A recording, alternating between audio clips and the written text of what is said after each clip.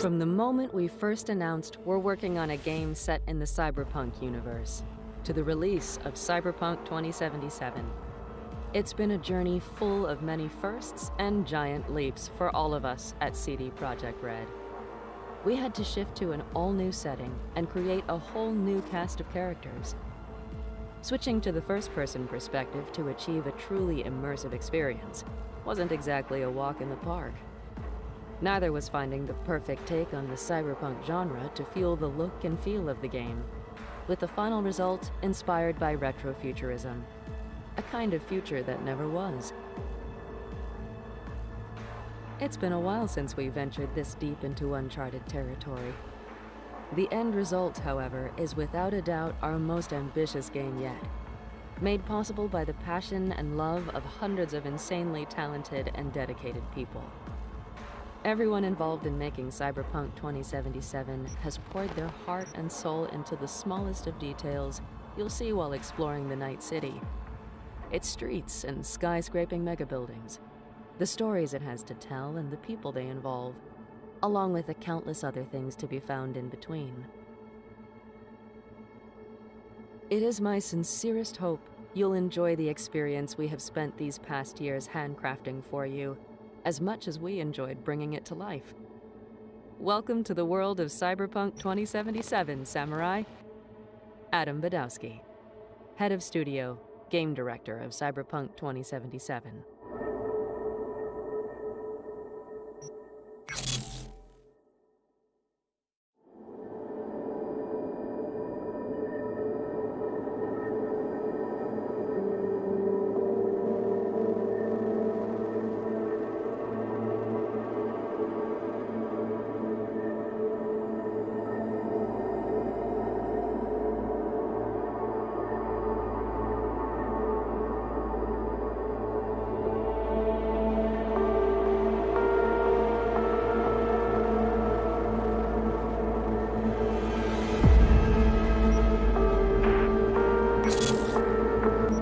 Civilization owes to cultural evolution what nature does to its biological counterpart. Ecosystems arise through millions of years of competition, cooperation, and constant change. Likewise, art, architecture, and the design of everyday items. Indeed, all the cultural artifacts of our existence are marked by styles forged through endless cycles of innovation and borrowing. Dominant trends fade to oblivion, then arise again, remixed into the new. For our game, we felt it was crucial to create styles that are interesting, colorful, distinctive, and most importantly of all, plausible. We wanted our styles to cohere together, to form an integral cyberpunk reality. That's why we made it a priority to build a consistent world, one where styles from different periods intermingle and coexist just as they do in ours. To start, we developed a few rules. One of the most important was that each should be grounded in the alternate history of Cyberpunk 2077. Crises, wars, technological development, periods of prosperity and stagnation. All these elements should have a logical and perceivable impact on the design of a given style, making it a natural element of the fictional late 21st century where our story takes place. 4 styles arose out of this process. They are, in chronological order, kitsch, entropism, neo-militarism, and neo-kitsch. Each has its own mood and flavor. In each region of Night City, we might encounter more of one than the others, depending on its age, prosperity, and social status.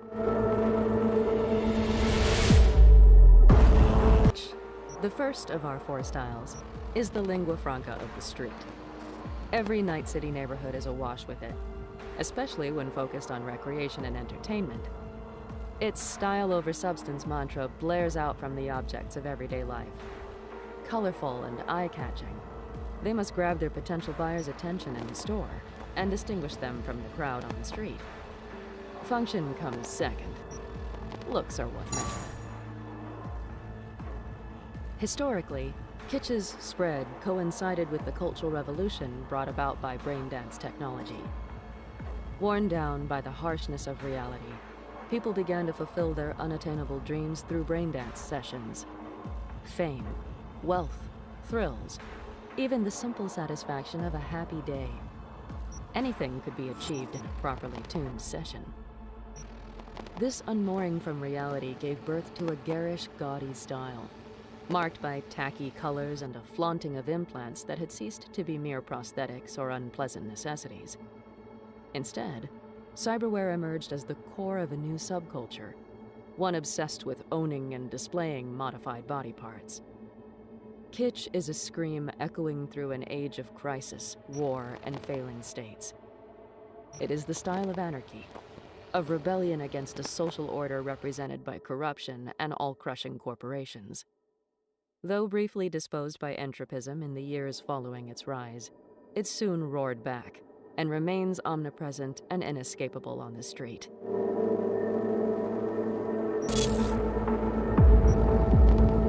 Entropism is the style of poverty.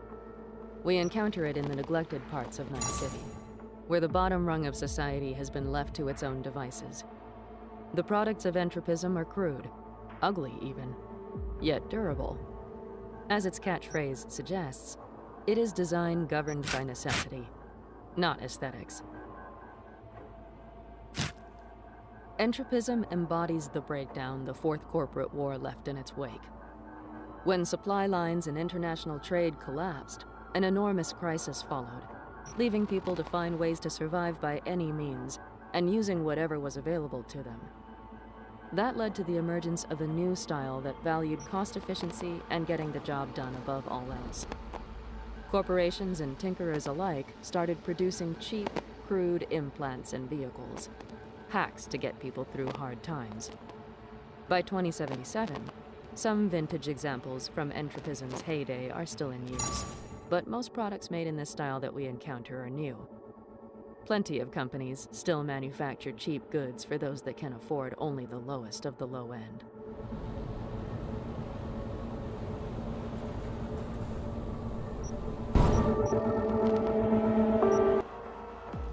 Neo-militarism, our third style chronologically, adds a layer of deadly elegance and corporate militaristic fashion to the stylistic mix of its predecessors. It is mostly encountered in the wealthier parts of the city, especially corporate zones and business districts. This style is epitomized by the catchphrase, substance over style, according to which products should be forceful, functional, and high quality rather than flashy. Neo-militarism's distinctive features are its cold, threatening elegance and formality, highlighted by the visible presence of militaristic accents. Historically, neo-militarism has its roots in the crisis that followed the Fourth Corporate War. The devastation that came on the heels of that conflict hit everyone hard, corporations and governments included. Once the dust settled and countries began more or less successful attempts to restore their authority, megacorporations like Arasaka and Militech saw an opportunity to carve out their own empires. They leapt into the fray and emerged holding a bigger hunk of the pie than ever before. Thus began a new era, one marked by neo-militarism, a style that came to symbolize recovery and redoubled corporate dominance.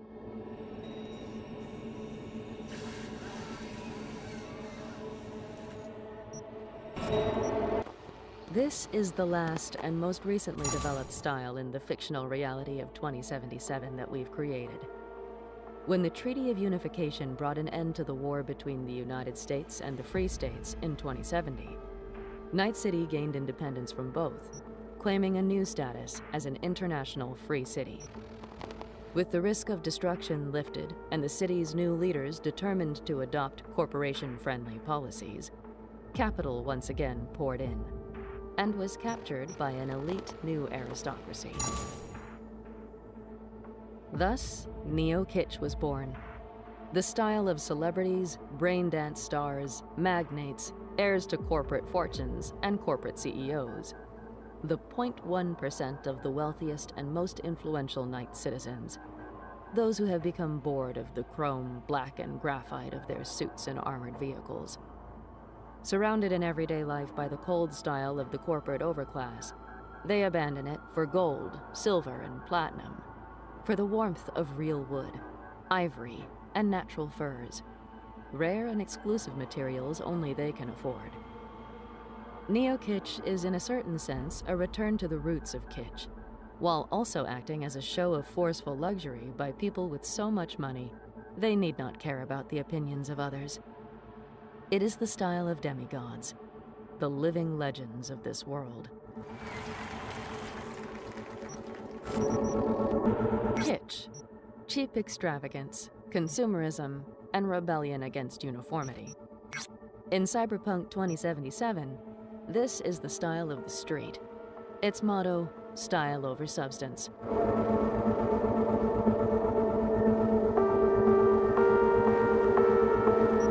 Entropism, usability and robustness at the expense of the appearance.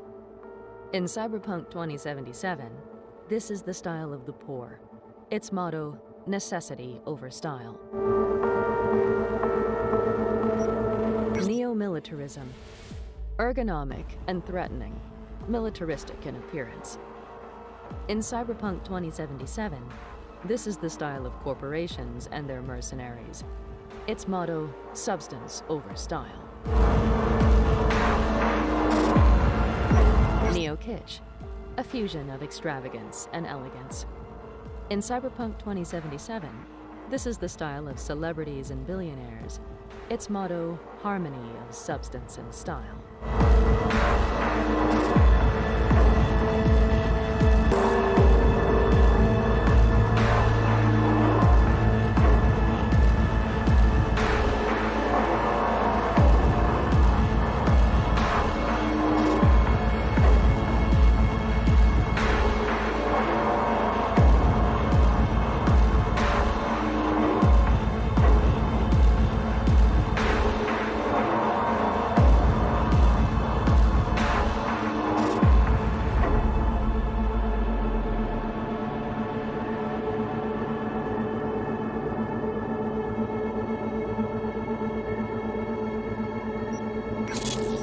Night City is not only our game's setting, but an icon of cyberpunk, a microcosm of our universe.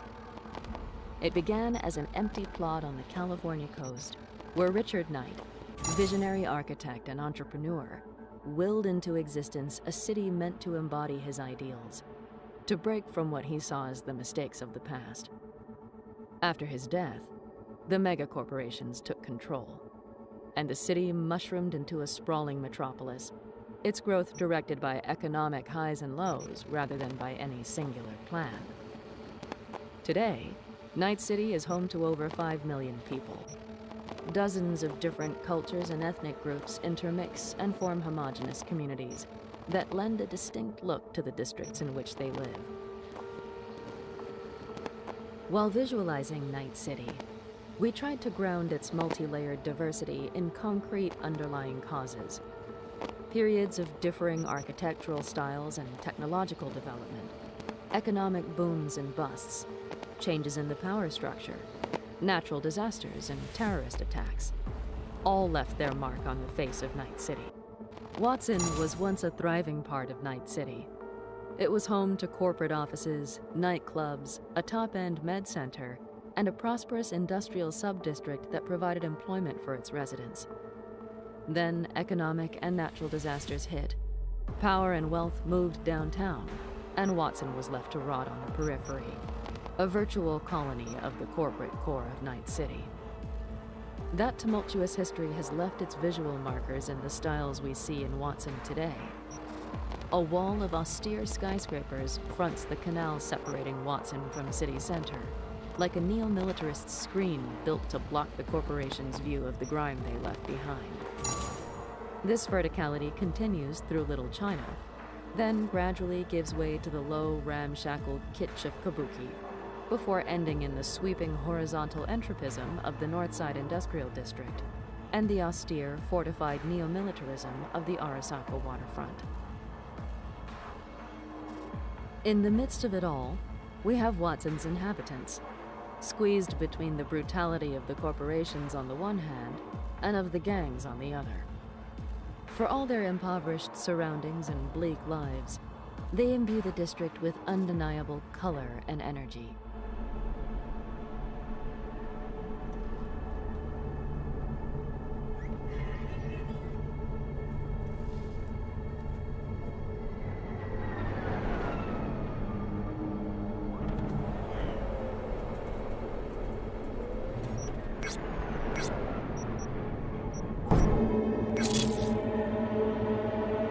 The Arasaka Corporation purchased a large chunk of Watson and transformed it into an ultra-modern manufacturing and logistics facility. Arasaka razed the crumbling structures of old Watson, and in their place erected a neo-militarist behemoth, a vast walled complex defended by guards and automated turrets. This sea of warehouses, hangars, and autonomous assembly lines dramatically overwhelms the human form, and bluntly pounds home the message with This is a no-go zone. Logos. Here, the corporate machine rules, and man is nothing.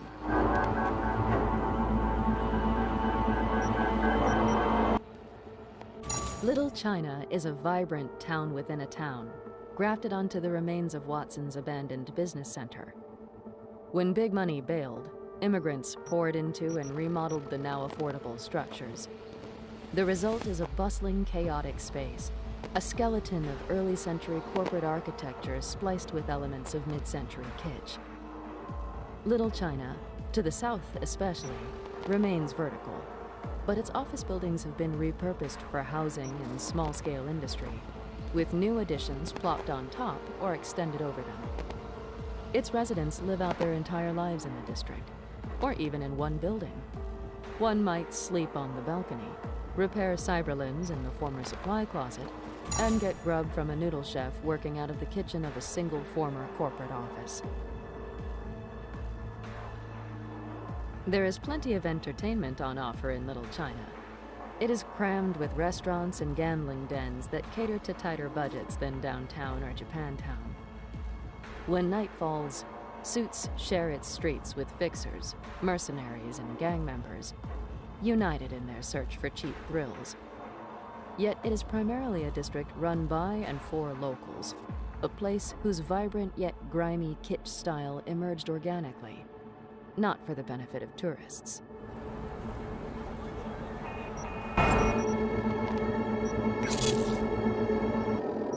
Kabuki's name is an artifact from an earlier era, when the area was controlled by Japanese medical corporations. Now, no one controls Kabuki. It is a shanty town, a sprawling bazaar where you can acquire literally anything, legal or, more often, not, for the right price. It's like a damned dealer at a damned kabuki casino. Alleyways, a warren of seedy shops, small stalls, and food carts. A world on a different scale than most of the city. Unlike the urban canyons of other districts, Kabuki's provisional low-rise architecture reveals open skies and lets enough sun peek through to power solar generators. With trash cans rolling across its dusty streets like tumbleweeds, here, Far East meets Wild West in a unique blend possible only in Night City.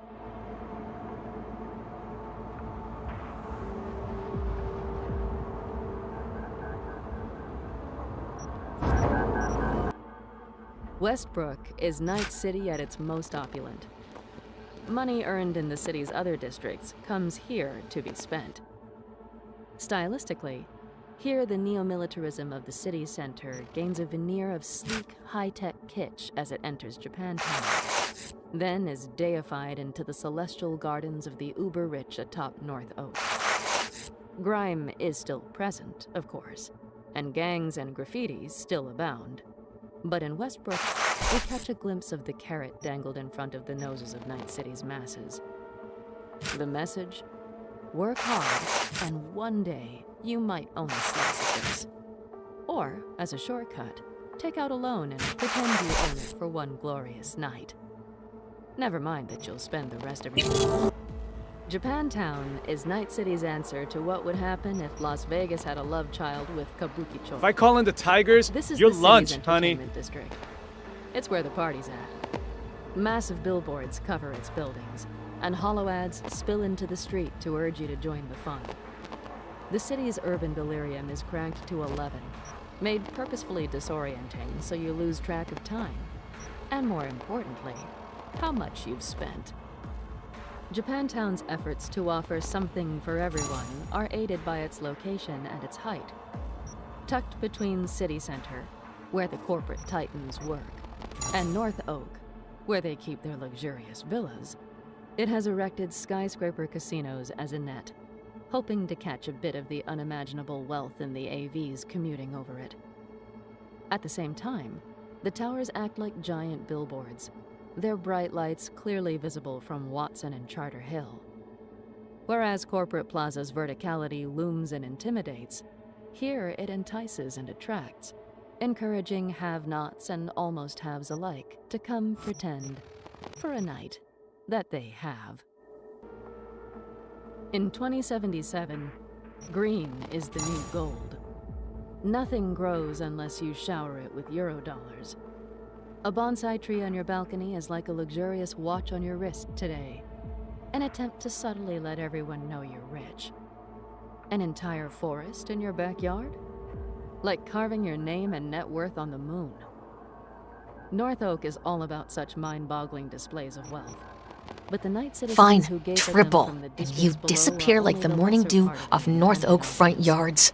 Mostly, the outrageous villas and exotic menageries are intended to cow peers and rivals during invitation-only soirees. Though their effect on visitors is carefully calculated, North Oak villas do not neglect the needs of their owners. After a hard day hoarding wealth in the austere surroundings of City Center, corporate titans find repose in the soothing contours and natural materials of their homes. From infinity pools atop mansions designed by star architects, surrounded by space-harvested metals and organically bred pets, they take in a curated view of the city in all its varied splendor, knowing they are its masters. Care is taken to blend North Oak's small army of security agents and automated defense systems into the landscape. But some walls and checkpoints stand out nevertheless. Likewise, there is no hiding the ugly brown badlands that abut the estates, or the smoky hellscapes of the oil fields just visible on the horizon.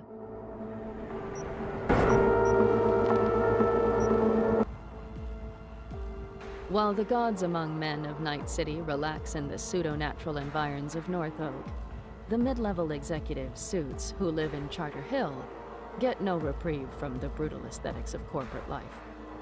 The high-rise apartment towers of this district do not differ all that much in their basic style from the gargantuan office buildings of City Center.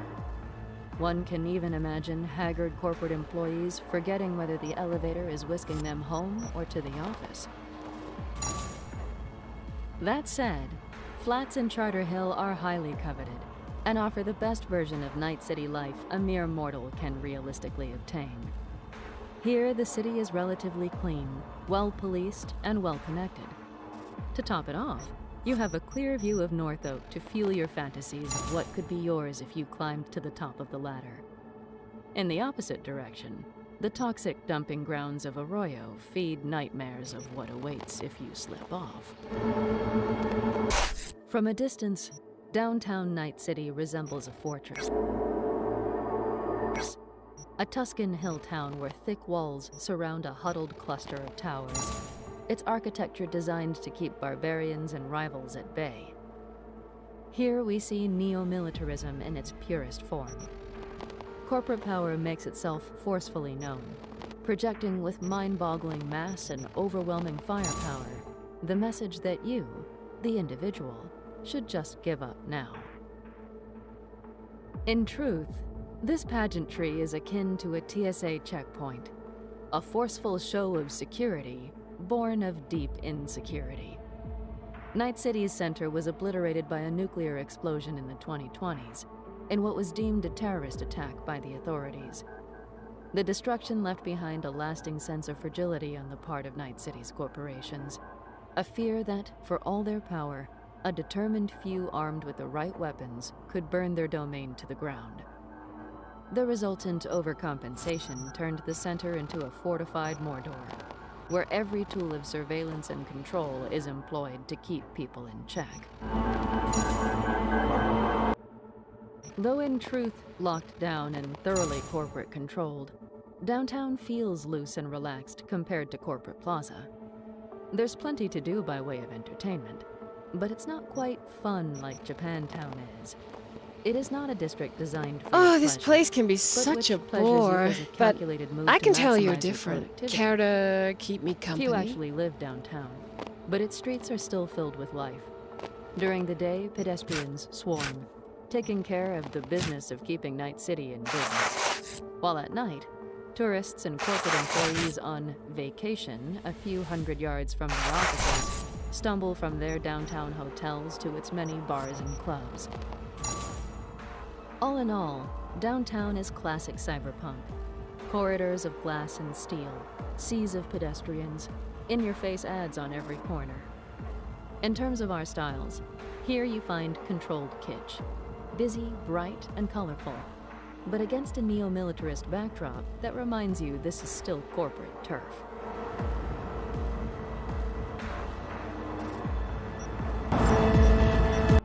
By 2077, corporations have assumed many of the prerogatives formerly reserved for nation-states. They claim extraterritorial privileges that grant immunity to their employees and agents. They maintain private armies and wage private wars, both openly and covertly. They sign treaties with other corporations and even with sovereign nations. As a result, Corporate Plaza resembles an embassy district or the United Nations As we headquarters in agreed, New York. I got rid of the A problem. space where independent and often hostile powers have staked out a shaky truce. A demilitarized zone where diplomacy can take place and operations be carried out in safety. Corporate Plaza is the purest expression of neo-militarism. The buildings serve as weapons in the corporation's never-ending wars and look the part. Aggressive, fortified, domineering. Standing here, you feel like you're at the center of a universe ready to gobble you up and spit you out. In some ways, Haywood is the Westbrook of the Southeast. A bedroom and bar borough in a semicircle outside the city center. Haywood trends decidedly more downmarket, true, but it has the same basic ingredients. Japantown's role as neon-lit money sponge is played by the strip of restaurants and shopping malls near the coast in Well Springs. Charter Hill's offer of aspirational yet achievable real estate is echoed by Haywood's modest middle areas. North Oaks villas are... well, Haywood has some nice townhouses. In most ways, though, Haywood is unique. By 2077, the middle class has mostly disappeared, forced into poverty as the ridiculously rich got ridiculously richer. Yet somehow, Haywood manages to approximate a middle-class district all the same. Here live those who can scrape together enough to get out of Watson, Pacifica, or the wastelands outside town, but not enough to buy their way into Charter Hill. These lucky few cling tightly to their recognizably decent standard of living. It is no surprise, then, that Haywood's residents love their district.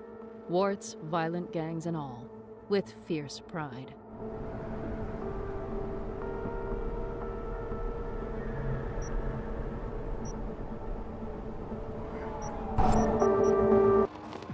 You ain't in the game, The cabron! Glen is Night City's government district, home to and owned by City Hall. A quick glance at the illustration of this seat of municipal authority compared to those of corporate headquarters should tell you what you need to know about the relative distribution of wealth and power. Then City Councilman Lucius Rhine's deal with Arasaka in 2070 gave Night City its independence from the countries around it, but at the price of ceding much control of the city itself to corporations. Arasaka first and foremost. The transfer of power was physically reflected in the rebuilding of Corporate Plaza, which forced City Hall out of the center and into this less-than-prime piece of real estate. Its northern edge, that closest to city center, verges on tolerable and even attractive. A peaceful park borders a row of elegant skyscrapers, and behind them, City Hall itself. Heading south, however, the Glen quickly becomes impoverished and crime-ridden. It merges into Vista del Rey, where the Valentinos are the true rulers of gritty, though colorful, streets. For the adventurous, or just those with few choices, there is still fun to be had. But overall, life is nasty, grim, and short.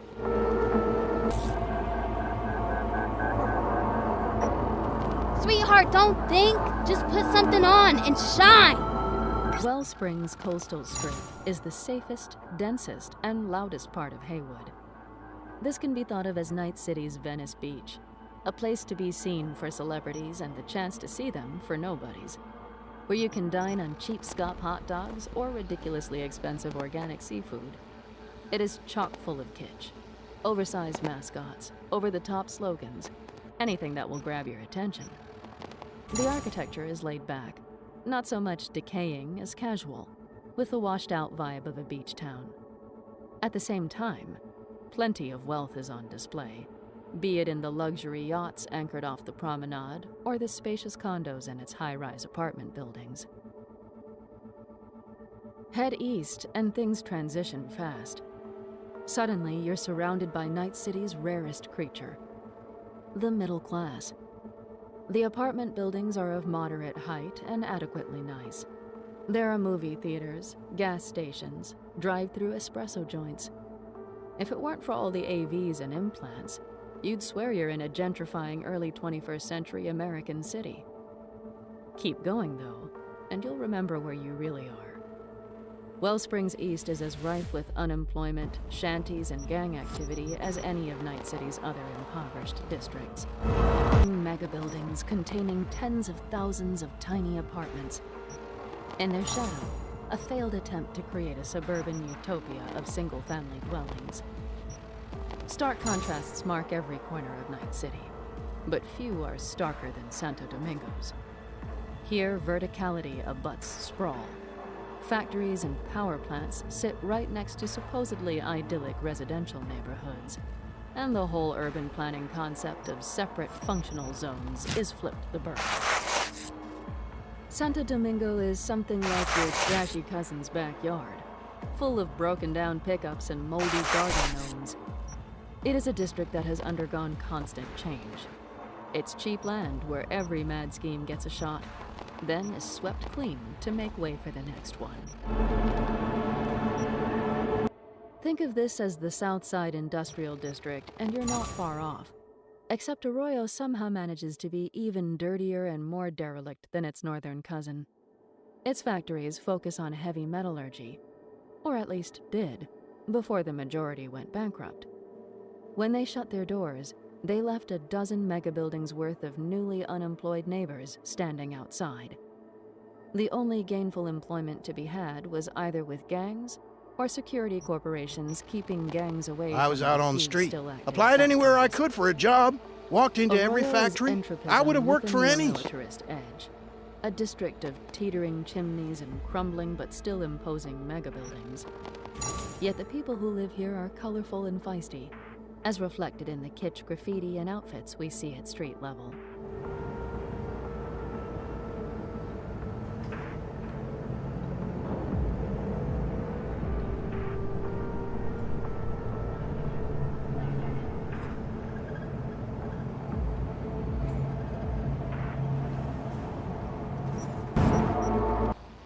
Tree-lined cul-de-sacs, backyard pools, red tile roofs, and a rocking chair on every porch. Rancho Coronado was supposed to have it all. The 20th century suburban dream recreated in a dried-up riverbed by the old Petrochem Dam Cum landfill on the edge of town. The glossy brochures wrote themselves. Leave the meat grinder of the city behind and live in a self-contained slice of paradise. You'll have shops, services, and entertainment right in the neighborhood, and good jobs in the Arroyo factories next door. You'll never have to return to Night City proper again.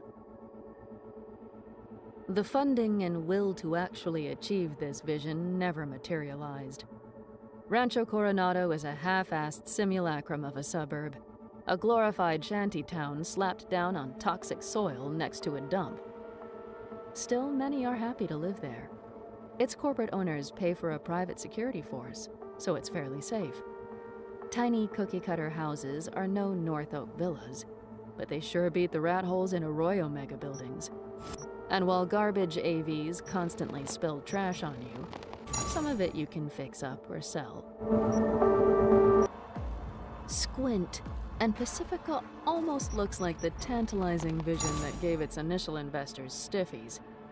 Hotels with ocean views and private pools, an amusement park to bring in that family vacation Eurodollar, a beach complete with a pier, umbrellas, and... okay, garbage. But that's the price of being next to Night City. And that prime location is what would make this resort a money-making machine. Those investors didn't stay hard for Pacifica for long, however. Mid-construction, hotter opportunities came along and they pulled out, leaving the half-finished buildings to rot. Gangs moved in, and the would-be beachfront paradise became a war zone. The city gave up on fixing or bulldozing it and just walled the whole place off. What was supposed to be every visitor's first stop is now a hostile hellhole you can't enter, even if you're crazy enough to want to. As a result, Pacifica serves as 2077's version of a hallowed cyberpunk tradition. The combat zone, a place where bullets can fly without any cops or civilians getting in the way. Making that zone an abandoned resort opened up room for our artists to play with sharp visual contrasts. Funhouse signs riddled with bullet holes, luxury pools filled with chemical sludge. In terms of style, here entropism has engulfed an aborted attempt at kitsch.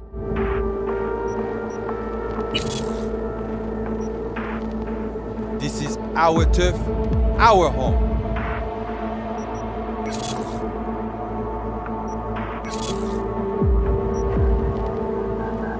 This is our turf, our home.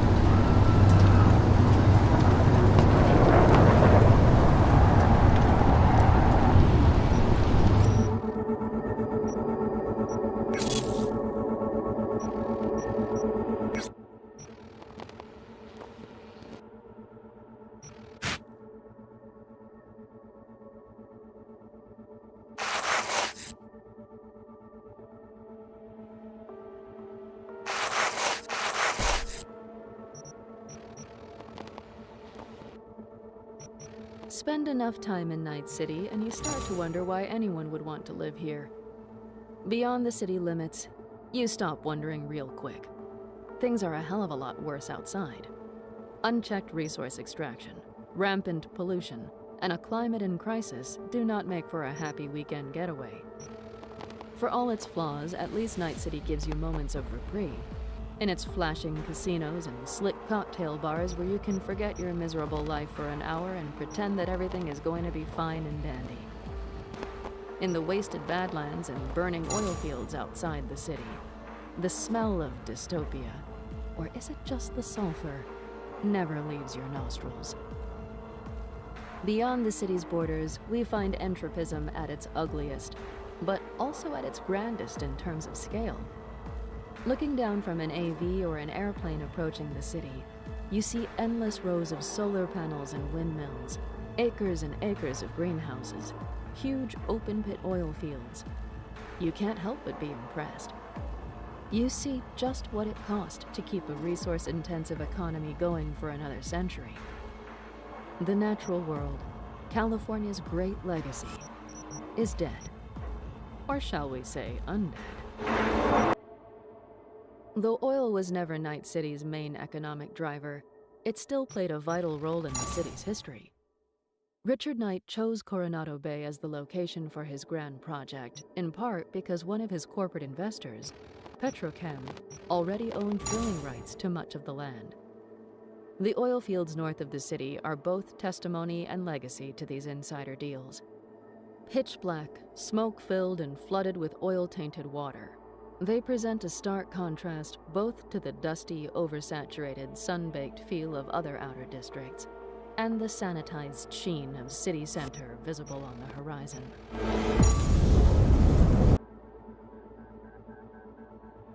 A highway heads east out of Night City and straight into a post-apocalyptic Wild West. This is nomad territory, hence the provisory architecture. Tents, trailers, and camper vans.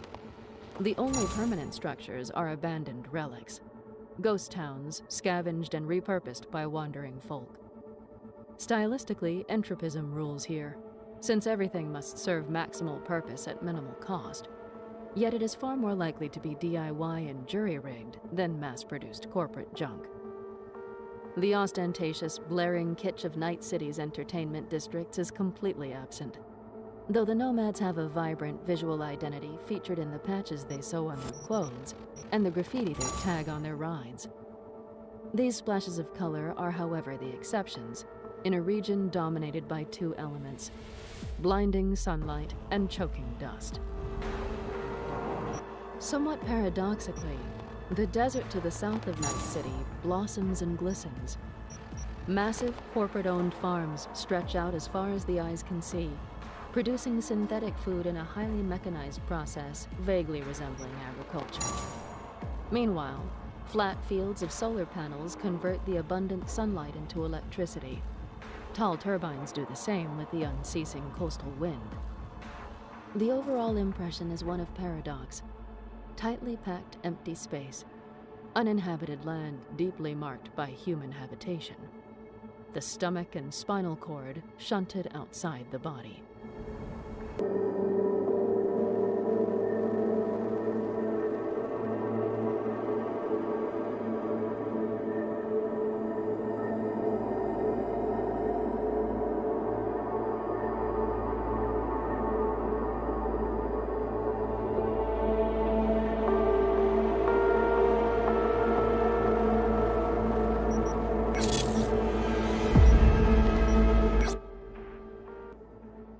The dark future envisaged in Cyberpunk calls for characters that fit. Role-players used to the brave and honest space captains or merry fellowships of other genres must drastically adjust their expectations. In this world, few are looking to greet you with a hearty handshake, but plenty will cut your hand off and sell it to the highest bidder. Pretty much everyone is trying to scrape out some kind of life in a desperate mess. Grim as those lives might be, they are anything but gray.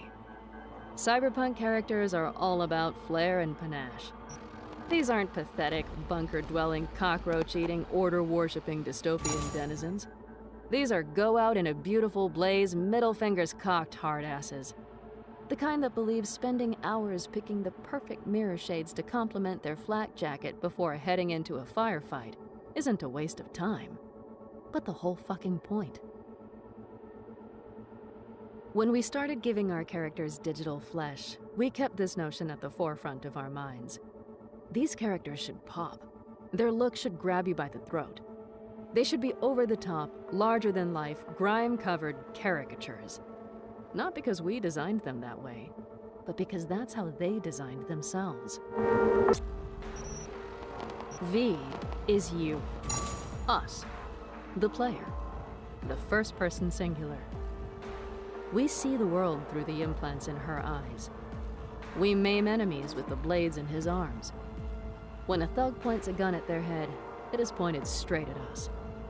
When you ask someone to sit in someone else's skin like this, you have to make sure they feel comfortable in it. That's why player customization is a key part of Cyberpunk 2077. From the character creator, to the clothes you don, to the choices you make, you create the V you want to play. And in your headcanon, V can stand for whatever you want. But V is also the protagonist of a very specific story we want to tell. To make the story work, she has to be defined, has to have a certain essence. For example, Every V is roughly 23 years old and a cyberpunk. Someone outside Night City's rigid castes and hierarchies. Every player chooses one of V's 3 possible backgrounds: corporate boardrooms, city streets, or nomad wastelands. V always loses all the capital and cred he had in this previous life and has to start from scratch. Jackie at their side. After that, well, she goes for a wild ride. Its main direction plotted by us. Its twists and turns up to you to decide. A geometric scar cuts across V's eyes and jags at circuit-like 30-degree angles to a jack in his skull. In our world, such a scar would be a mark of trauma, of a disturbing violation of bodily integrity. But V wears it casually and proudly. It prompts the central cyberpunk question. What does it mean to see the world through electronic eyes? To interpret it with a half-hardware brain?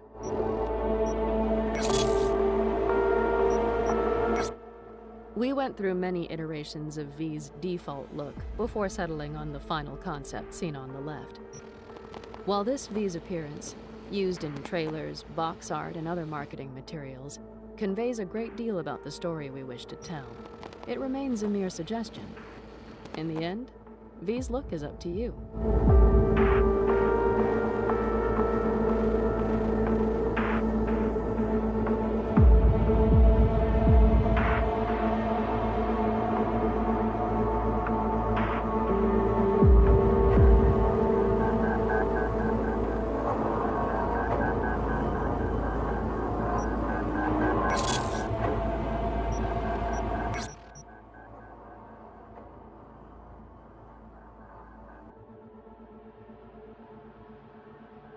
Wake the fuck up, samurai.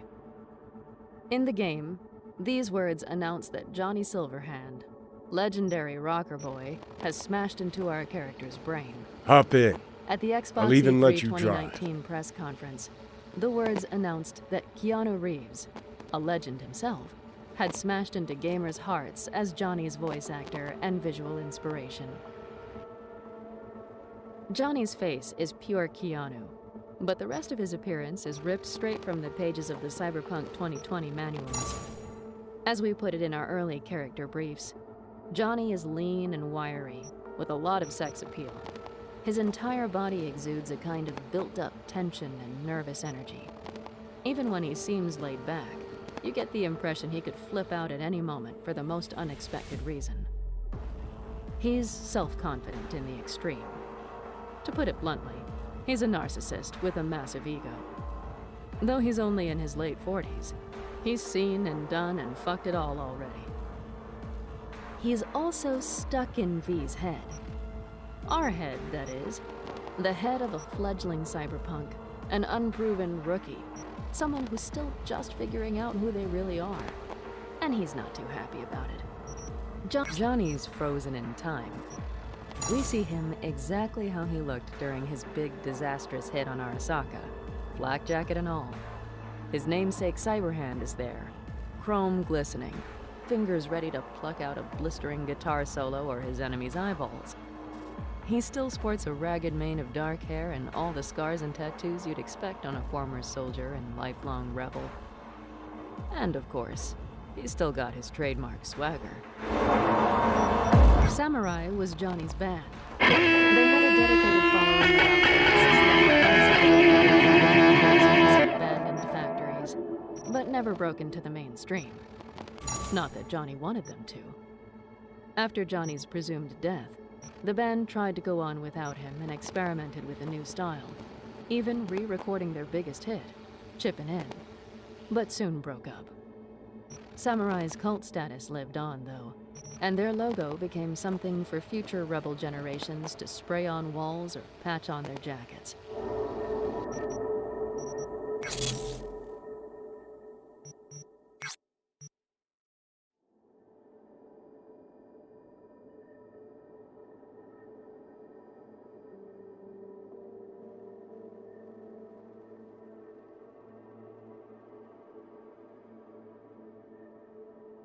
Johnny's hand was top-of-the-line tech in the early 21st century.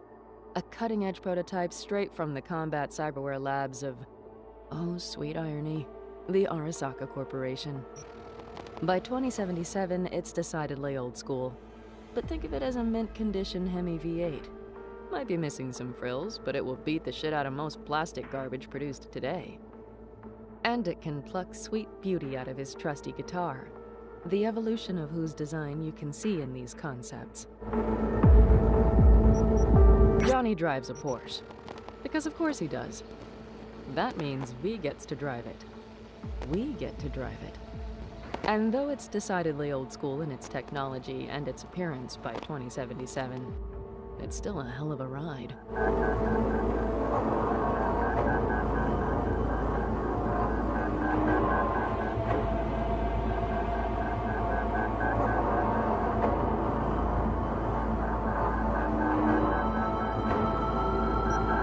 Is split into highly distinct tribe-like groups.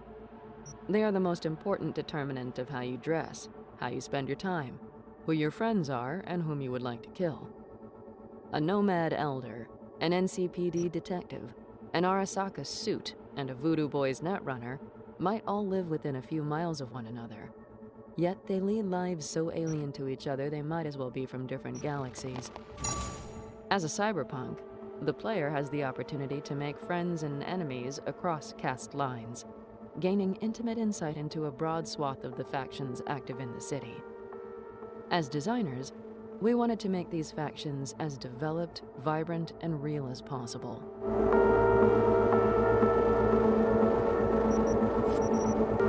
Nomads often sew patches on their clothes to proclaim allegiance to a particular family, clan, or nation. They would never wear anything like a uniform, or even the matching colors and styles associated with gangs. They prize their individuality and freedom above all else.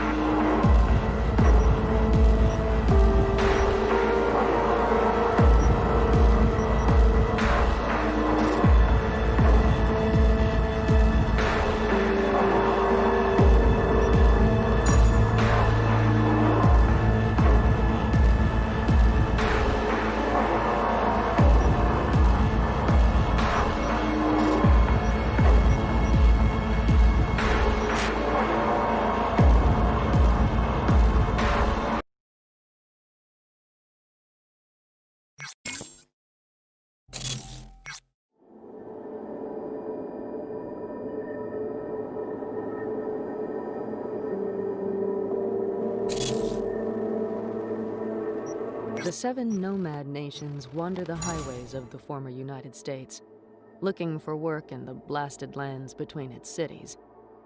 Each nation is comprised of up to 1 million people, split into smaller tribes and clans. Most important to nomad life are the families, tight-knit groups of up to 100 that travel together, work together, and rely on each other for almost everything.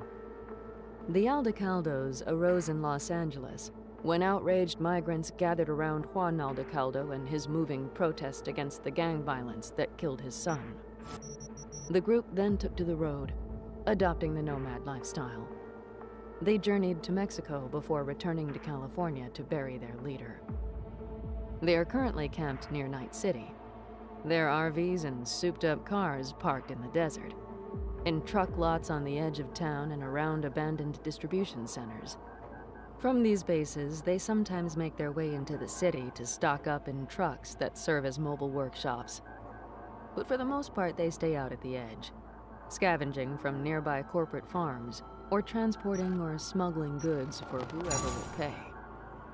Nomads embody the utility and efficiency associated with our entropism style. Their clothing must withstand the hardships of the road, combining military survivalist motifs with elements of biker and road warrior culture, such as leather jackets, knee pads, or protective implants, and trucker hats. In the world of Cyberpunk 2077, most turn to electronic cyberware and beefy guns to solve their problems. The Animals, a gang of ferocious freaks often encountered in West Pacifica, shun both. Instead, They use electronics-free artisanal implants as well as nanosurgery to deliver ultra-advanced steroids and nutrients directly to their cells. They have also honed a method of street fighting to deploy those bodies as effective weapons against firearm-toting rivals. They spend most of their time in Pacifica's abandoned playgrounds, but can be seen throughout the city wherever a take-no-shit bouncer or bodyguard is needed. Muscles that look like they are about to burst through the skin, tube-sized veins, shaved heads sitting directly atop ox-like shoulders. The animals' bodies are their uniforms and most distinctive features.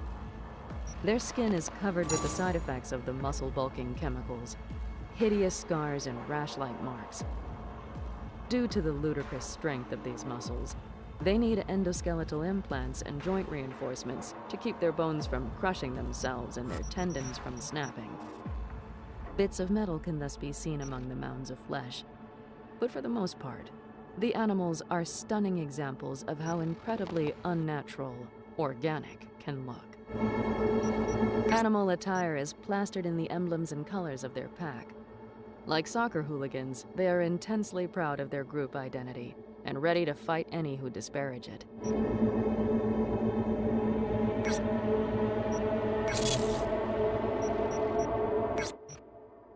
The stars and stripes of the old United States flag pop up everywhere the 6th Street Gang can be found. The gang worships the ethos of traditional patriotism, though without its embrace of a particular state, nation, or ethnic group. Its allegiance is to the neighborhood and its inhabitants, no matter their appearance or origins. When the founders of the 6th Street Gang returned from their time fighting in wars overseas, they found their eponymous home district in a precarious position. Corporations had gutted the local economy, stripping away all the sources of employment that had once made 6th Street an attractive place to live. Meanwhile, gangs had popped up in that economic void and made shootings and extortion an omnipresent part of local life. Something had to change. The 6th Street Gang was meant to be that change. The founders got their hands on some gear and weapons and started training their neighbors in how to use them. Soon they had formed a full-on militia, able to push back against gangs and corporations alike. Sure, they have to rob, extort, and smuggle to finance the whole operation, but they feel their nobility of purpose and devotion to their own makes them different from their enemies. They take particular delight in taking down gang members and corporate goons who think their metal and electronics make them invincible. A few swings from a telescopic club equipped with EMPs and steel-piercing spikes usually pops that delusion in a hurry. Everybody loved Lizzie's, the strip club run by ex-prostitute Elizabeth Lizzie Borden. Lizzie was known for treating her employees fairly and defending them from violent clients, and thus for having the most attractive and skilled dolls in the business. When she took an axe to a tiger claw for having raped one of her girls, his gang took revenge, killing her and demolishing her club. Lizzie's was no more, but the riots and protests that followed the club's demise gave birth to the Mocs, a gang of sex workers, sexual minorities, punks, and anarchists who found the moxie to fight back. The Mocs' attire and iconography combine elements associated with prostitution and a fetishized form of femininity, with skulls, axes, spikes, and other death and violence paraphernalia. As their mottos proudly proclaim, sex and killing are at the core of who they are. When you cross them, they transform from sweet angels of pleasure to cold-blooded, long-legged killers in the blink of a perfectly mascaraed eye. The cyberware that appears on the surface designed to serve as client fantasies actually serves to overclock their bodies into fast-moving, bulletproof killing machines. The factories and warehouses of Northside Night City are home to Maelstrom, a highly feared gang with a reputation for extreme violence. Its members worship the mysteries of cyberspace. This fascination inspires them to dehumanize themselves with drastic cyber modifications. This is blended with a healthy dose of Nordic mythology and all things occult. seen most frequently in their many tattoos and the graffiti they use to mark their territory.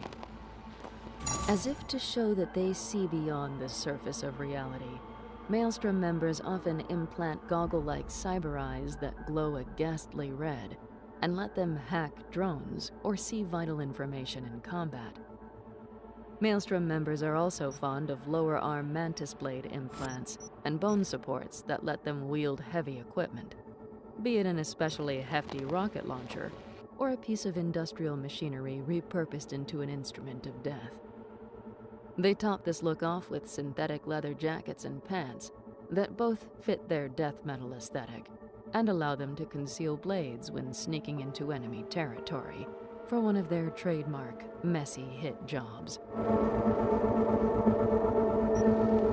Maelstrom's main haunt and cash cow is the Totentans, the premier club for Night City gangbangers. All gangsters are welcome to this party, where they start brawls and buy drugs, or Maelstrom's custom-made brain dances that induce numbness, an emotional vacuum attractive to the overtaxed and overstimulated. Wraiths happily hire themselves out for murder, and even ransack entire towns. They thus sport skull and crossbones bandanas, and other accessories meant to inspire fear in anyone unlucky enough to cross their paths. Considered by some the 8th nomad nation, in truth, the Raf and Shiv constitute a completely separate group that operates according to entirely different rules. Their very name a blend of nomad pejoratives, the Raf and Shiv are a motley crew of those exiled from other nomad groups for violating customs and other transgressions. They thus have no common identity or ethos, no leaders, and no recognizable style. They are in essence no more than rural criminals, who sometimes form loose equivalents of urban gangs outside major cities, the Wraiths outside Night City being a prime example. Like other nomads, Wraith apparel has a practical utilitarian bent. Yet since Wraiths live not on the edge of the law but firmly outside of it, they put a stronger emphasis on stealth and firepower. They mod their rigs with guns and missile launchers for raiding convoys or fending off rivals. Their overall look lacks any of the folksy warmth of true nomad groups, such as the Aldecaldos.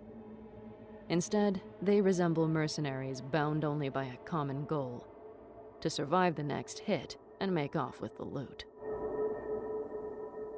The Tiger Claws are based in Japantown, a classic Little Tokyo that includes a kabuchiko-like red light district. Here they run an assortment of gambling halls and houses of illicit pleasure, another reason for their fierce rivalry with the Mox. The gang members specialize in MMA-style fighting techniques, which they hone at the Dome, an exclusive sports facility where Tiger Claws, Yakuza, and MMA stars mingle. The Tiger Claws prefer melee weapons, especially ceramic tantos and katanas, though the biggest and baddest of their number use the classic carbon steel variety. They also pack pistols and submachine guns, the latter usually cheap, plastic, multicolored, and unreliable. Their motorcycles, on the other hand, are sleek, modern, and made of highly advanced fibers and fabrics. Tiger Claws often install special implants that let them ride at insane speeds in tight quarters. They replace their skin with non-flammable abrasion-proof real skin, which they then cover with luminous tattoos of Japanese demons, fortified with microchips to confuse targeting systems. The combined package lets them strike hard and fast, blowing past defenses and decapitating their target before anyone even realizes what's going on. When Tiger Claw big shots meet, they often do so in the Hoden of Japantown's Shinto shrine, a sacred space they've appropriated for their decidedly secular purposes. In Vista del Rey, an impoverished Latino barrio where people scrape out a living and have a damn good time doing it, the Valentinos are kings. During the nightly parties and drag races that fill its streets, fallen Valentinos stare down from giant murals, while living Valentinos watch from places of honor. Every corner boasts a shrine to the Valentinos' idols: Santa Muerte, the Saint of Death, or Jesus Malverde, patron of bandidos.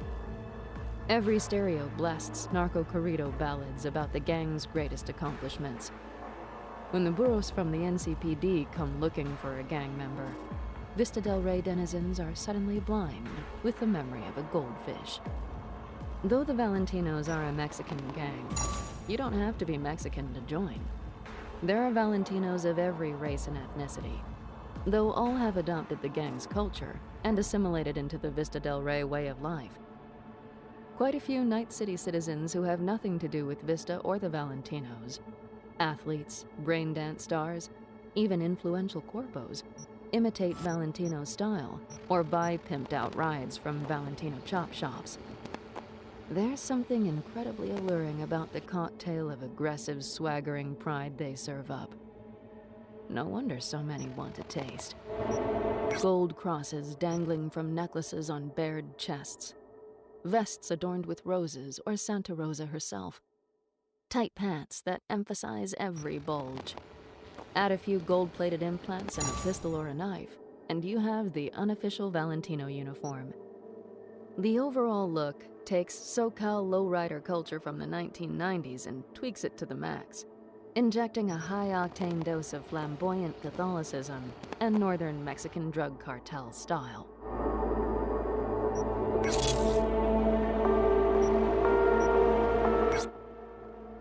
The Voodoo Boys do not call themselves by that name. It was given to them by others, based on superficial similarities to an early 21st century university-era gang of drug dealers. From this original gang, the voodoo stuff was just a pose, a lark. For the 2077 gang, their religion is a deadly serious matter. When investors abandoned the Pacifica redevelopment project, the predominantly Haitian workers they had brought in to construct it defiantly remained, turning the half-built hotels and spas into their new home. The collective known as the Voodoo Boys emerged as the community's leaders. They earned this role through their fierce resistance to attempts at eviction and their fervent devotion to their own interpretation of Haitian culture and religion. In the latter, they have replaced old notions of heaven and the supernatural with the net's promise of eternal life and all-knowing AIs. Their Vodou priests are elite net runners, masters of the digital realm able to probe its darkest secrets and wreak havoc on enemies. Those surrounded by this quasi-mystic aura and mostly absorbed in their long-term passion projects on the net, Voodoo Boys still need to eat. So much of their day-to-day business looks like that of other gangs, carrying out hits, usually based around hacking and net running for cash, and enforcing sovereignty on their turf with machetes and other implements of physical violence. They do, however, have an aversion to firearms, preferring instead needles wielded by shadows, skilled assassins with hologram skulls on their faces.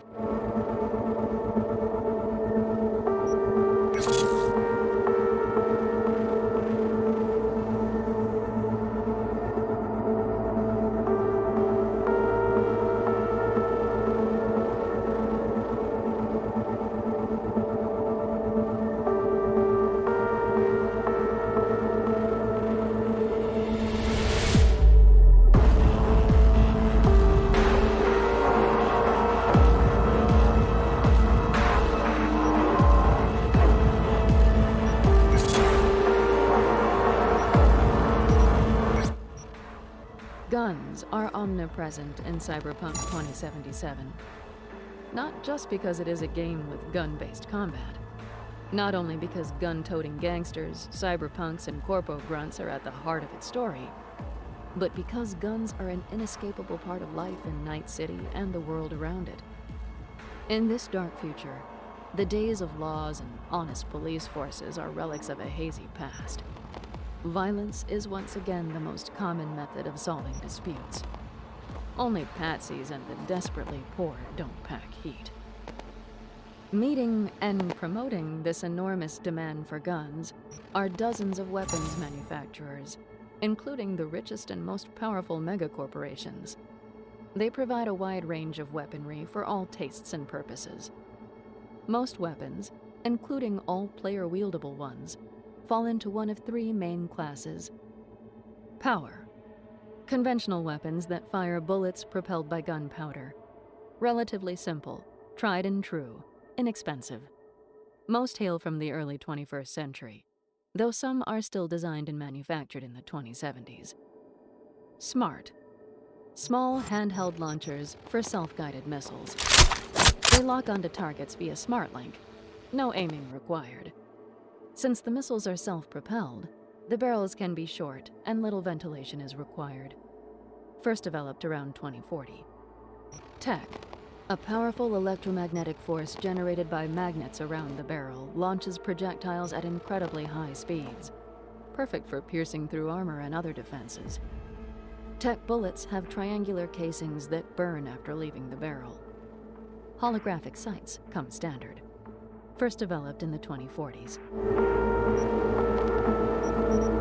This light machine gun from Constitution Arms was designed to present the lowest possible profile. The pistol grip has been shifted to the right side to allow increased maneuverability, while the wielder is prone, and a frontal bipod also aids shooting in that position. The magazine has a high capacity without the bulky outline usually associated with LMGs.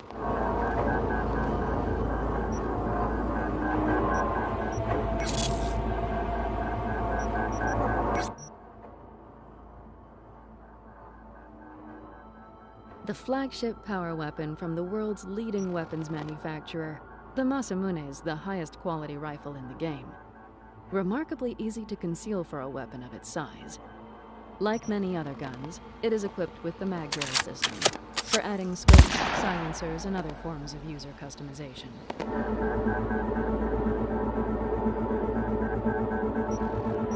Designed for Arasaka operators to be small, flat, and easy to carry, the Kenshin has virtually no elements that extend beyond its basic outline that could potentially interfere with holstering, though parts on the top of the barrel do move violently when fired, making it visually impressive in action.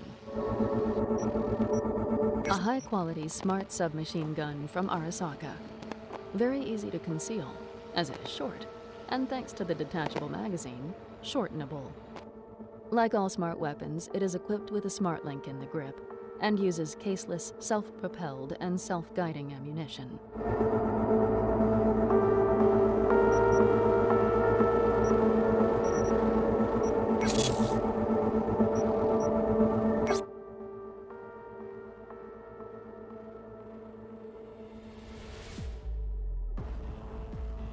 Kangtao's Smart Submachine Gun. It features several parts that can be folded into the main body of the gun, reducing its profile to a bare minimum. An advanced magnetic reloading mechanism snaps magazines into place with little effort. The length of the retractable stock can be adjusted.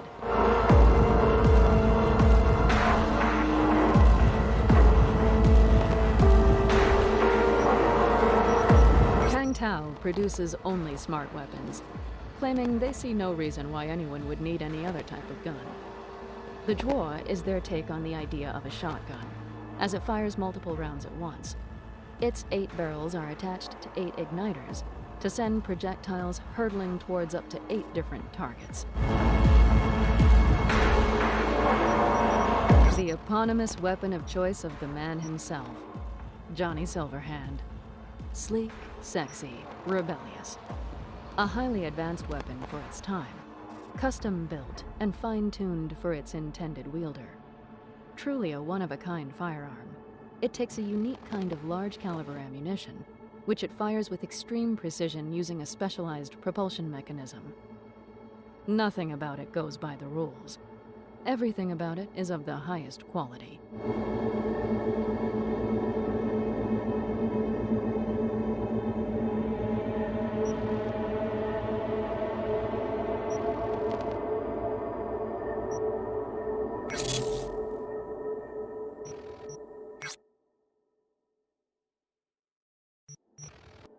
A massive weapon originally meant only to be used mounted.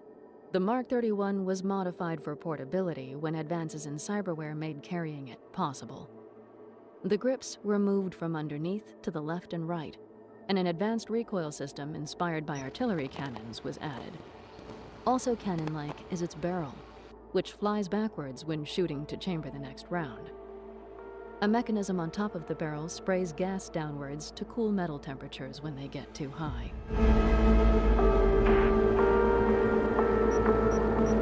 This handheld shotgun spits out 8-gauge shells as fast as you can pull the trigger, while leaving the other hand free for other death-dealing actions.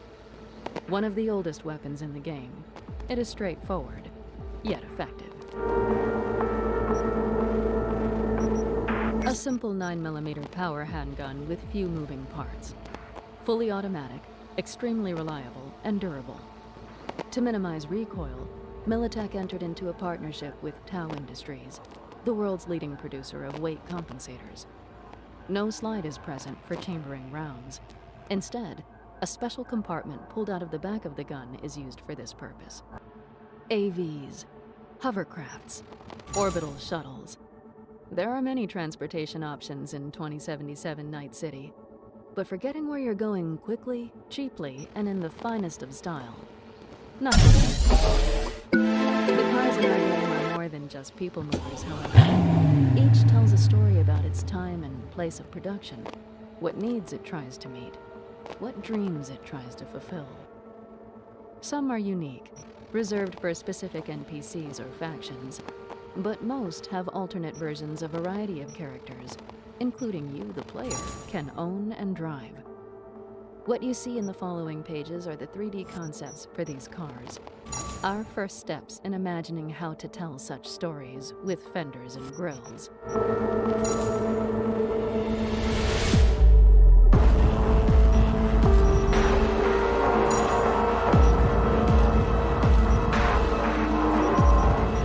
First produced, 2070.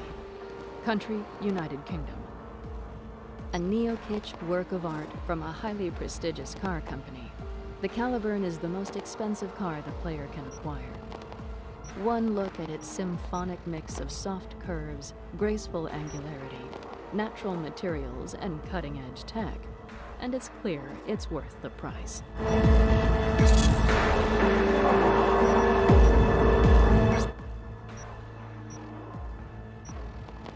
Kitsch cars are the middle-tier workhorses. They feature decently precise bodywork and engine. Some include LED headlights, self-driving capabilities, built-in LiDAR arrays, and expensive materials such as wood. Their colors tend to be garish, modern, and bold, though the designs on this page, inspired by the American cars of the 1980s and 90s, stick to a simpler, more retro palette.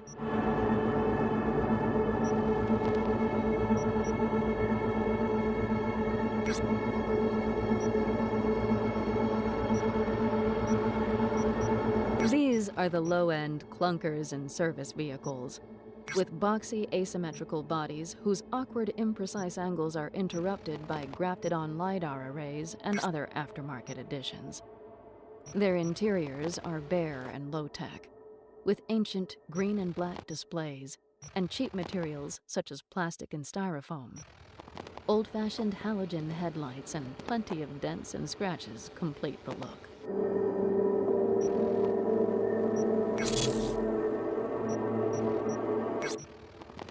Masterfully engineered, beautifully designed corporate tanks in sports car clothing.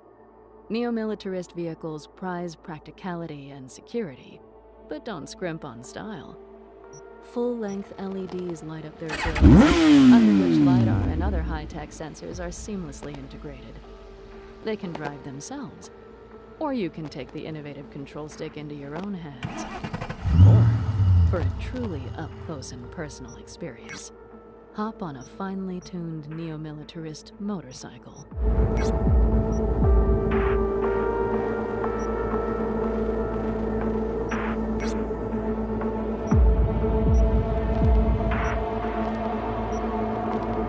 Neo-kitsch vehicles spare no expense and leave no frills unexploited.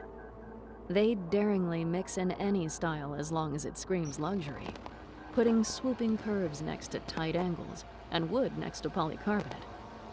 Their plush interiors are decked out in all the latest tech. Advanced self-driving capabilities let opaque screens replace the windshield, so you admire stunning vistas instead of the eyesores of Night City's streets.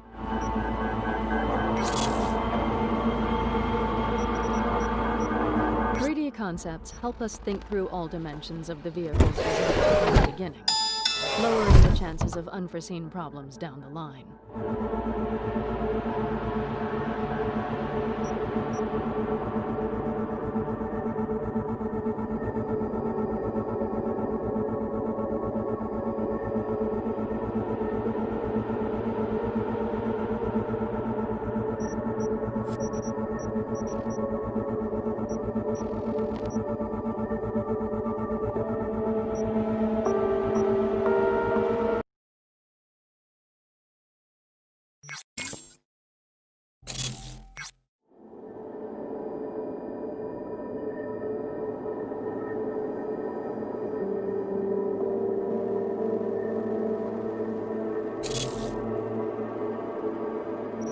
When designing the interior, we might find, for example, that the windows are too low for the player to lean out. Then it is time to redesign the exterior. Modelers turn the concept into something usable in the final game, plugging in physics and collision systems, and streamlining the polygon count. Once we have a general idea of a car's key characteristics, we begin creating a 3D concept for its design. We start with the exterior, and once that is roughly 80% complete, move to the interior, where gameplay considerations become crucial. For example, the cockpit must allow for player hand placement. After that, final modeling begins. Gaps are closed and polygon count minimized. In each phase, complications can arise. Doors might not have enough room to open, or a fancy rim might use more polygons than the entire car. That make us go back a step, or even start the process anew. We knew going in we wanted this muscle car to have a large rear with exposed technical elements, and one Cyclops-like eye up front. The rest emerged during the design process. First produced 2055. Country, New United States of America.